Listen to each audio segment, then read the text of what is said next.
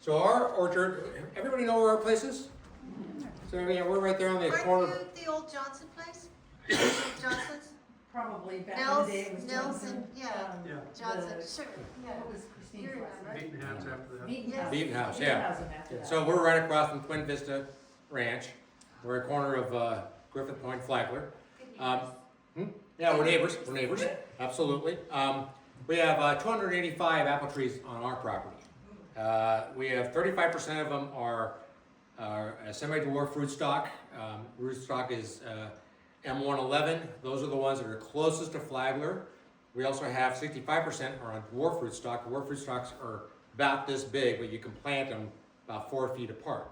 So most commercial apple growers do dwarf rootstock. And we have most of those are on G41, and you need a trellis on those to be able to support them. We have 7-foot deer fence all the way around our orchard, and it encompasses about an acre. I also manage 125 trees at Neil and Helen Copeland's place up on Schwartz Road, and they have 125 trees. So that's over 400 trees I'm managing right now.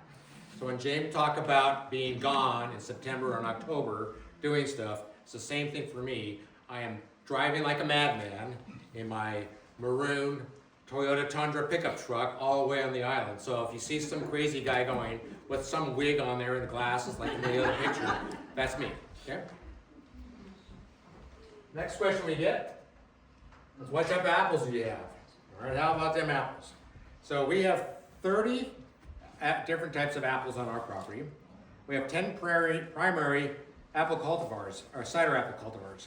We have Jones and Mill, Brown Snout, Golden Russet, Liberty, Harrison, Wixon Crab, Davenant, Kingston Black, Moscato Dieppe, and Porter's Perfection. I know you can find all of those at QFC.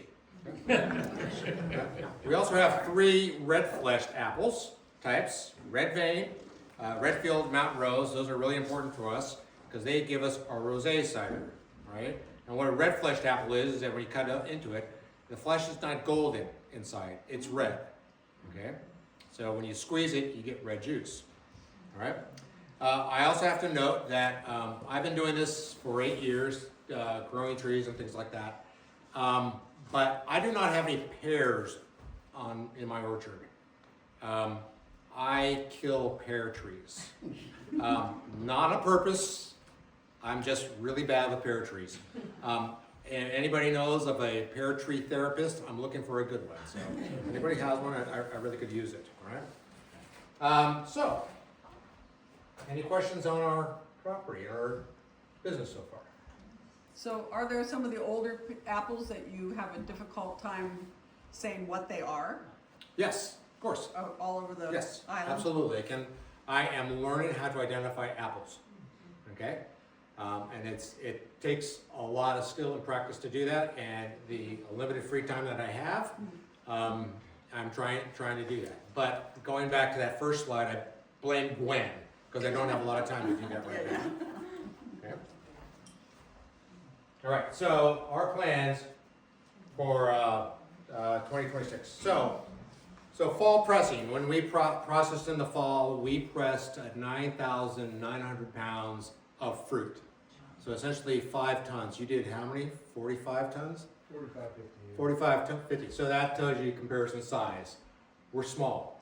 And that's our goal, is to be small. That yielded for us about 440 gallons of juice that we're fermenting. 33% of that poundage came from our orchard. The rest of it came from Maristone. And all the fruit we've gotten from that we're going to process, all of it is from Maristone. We're not getting anything from anywhere else. You want local and organic? It's here. It's micro. It's all right here.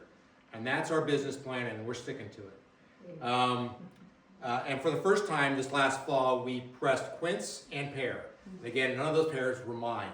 They're all the neighbors' pears, all right? We are currently blending and finishing our ciders right now. We are on track to be having product for May.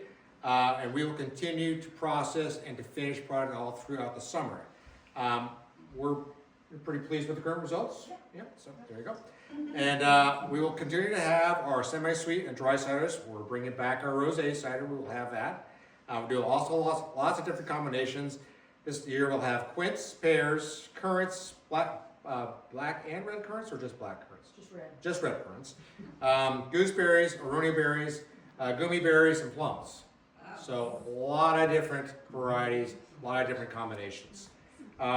We will be opening sometime in May, absolutely by Memorial Day weekend. We're hoping to open earlier, but that's going to be weather dependent. First slide you saw, we have an open tasting room, and it gets kind of chilly and wet out there. So we're waiting for drier weather. So if it's going to be nicer weather, we're going to open up in earlier May. Our hours that we're targeting to do for this year is from 2 to 7. Last year we were 12 to 7, but we found from 12 to 2, nobody really showed up. So we're starting at 2 and going to 7 o'clock. We will have, instead of doing these crowlers in cans, in addition to these, we're going to have glass growlers, 32 ounce.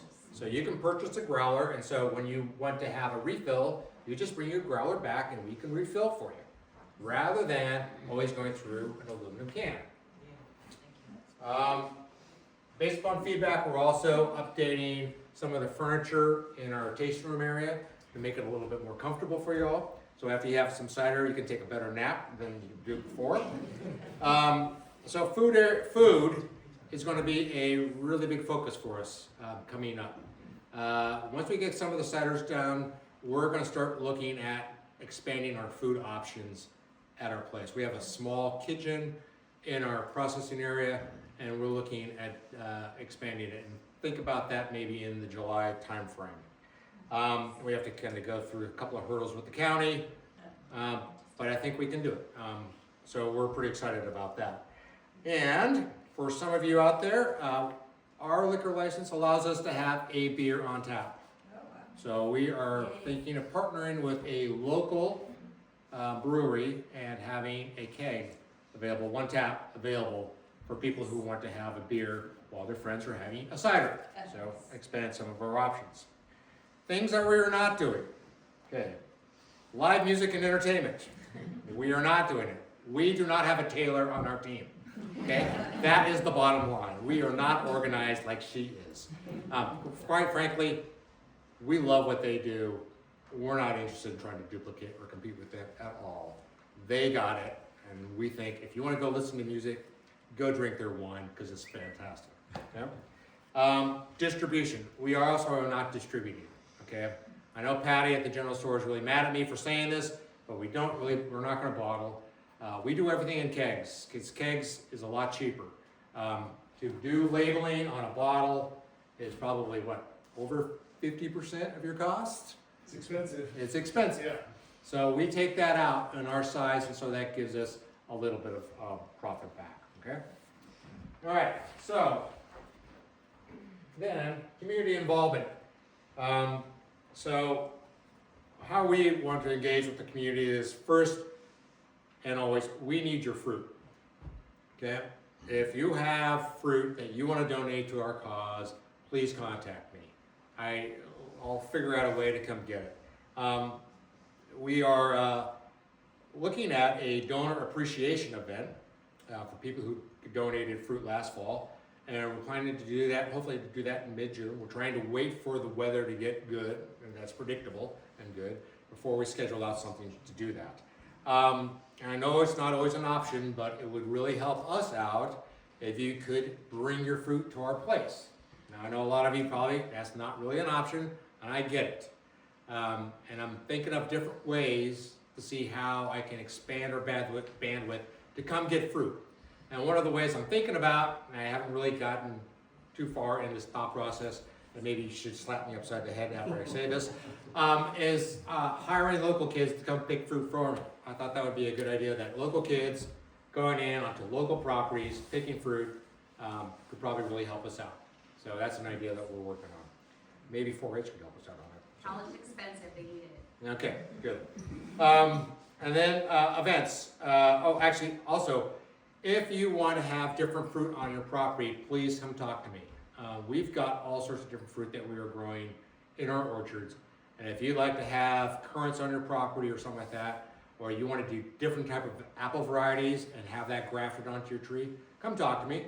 At least there's a couple folks have already talked to me, have already come gotten scienwood, and they're grafting that onto their trees, and they're increasing the variety of apples that they have on it. If you are interested in red fleshed apples, I would highly recommend coming to get the Redfield tree. It is a gorgeous tree that can be in your garden, can be in your orchard. It has red bark, it has red tipped leaves, and it's got bright red fruit. It is a wonderful looking tree, apple tree. And then finally, events that we're thinking about doing. We are going to schedule, publish a schedule of when we're going to press, apple press, in the fall. So if you want to bring your apples and come join us for a press, you'll have that opportunity to do so. We're also looking at a wassail event in January. Okay, traditional kind of wassail, a celebration of the trees coming back to life. And then we will also participate in Jefferson County Cider Day in October. And then, of course, we would appreciate it if you continue to come visit us, tell your family and friends about us, and while you're at it, while you're telling your friends and family, tell them about Stone Vineyards as well, and have them go there, because we love helping those guys out. And that is my presentation. That is our official greeter. Okay, his name is Quincy, and he will greet you when you come to our place. That's my contact information right there. And I've covered all the bases in award-winning presentations. I had a picture of a baby and a picture of a dog. I kid you not. There's been a lot of science on that. What's that? It looks like a picture of California. Yeah, well, that's actually Cal Point in San Juan Island. Not cattle. Cattle point. Cattle Point. Did I say what? You said cattle. Oh, okay. Good. All right. See how this partnership works? She says something and I do it, okay? Any questions? Wow.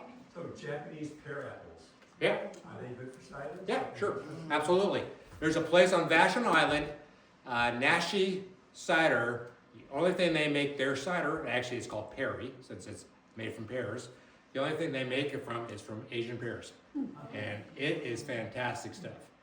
Vashon is actually a great little road trip to do if you want to go taste some great cider. There's Nashi there, there's Dragon's Head. Dragon's Head. And Dragon's Head is really good cider too, really good. Yes? Is there a time frame during which you want your apples from other people? Yes, so the best cider apples are usually late fall apples. So usually October, November, okay?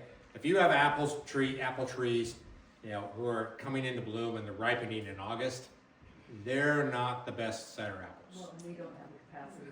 And we don't have the capacity to do anything with them anyway. But we're really looking for things at the end of September, October, November. That's our window. So thank you for that question, Amy. That was great. Any other questions? Yes, Gary. It'd be great if you could take some of those Himalayan blackberries off our hand. We haven't tried Himalayan blackberries. Oh, have you? It didn't work out, that was a long time ago. Okay. Yeah. I was thinking maybe Miss Rebecca could come over, Miss Rebecca Park, and maybe their goats could eat your blackberries for you. Any other questions? Yes, ma'am. I got to visit your winery last summer, and you had quite a selection of ciders to try. Mhm. How do you determine what you're gonna make? You want to answer that, or you want me to? I'll try. Just depends on what grows well, and we try different things and blend things together. It's really been an experiment so far. So like we had a gooseberry currant last year. We started out putting the gooseberries in the cider and then decided that wasn't good enough or something. Yeah, so then we added the currants in and it ended up being real good at the end. But so we're just figuring it out, and it depends on what we've got available to us. So there were a lot of plums this year, so we'll do a lot of plums. We got a lot of currants this year, not so many gooseberries. So yeah,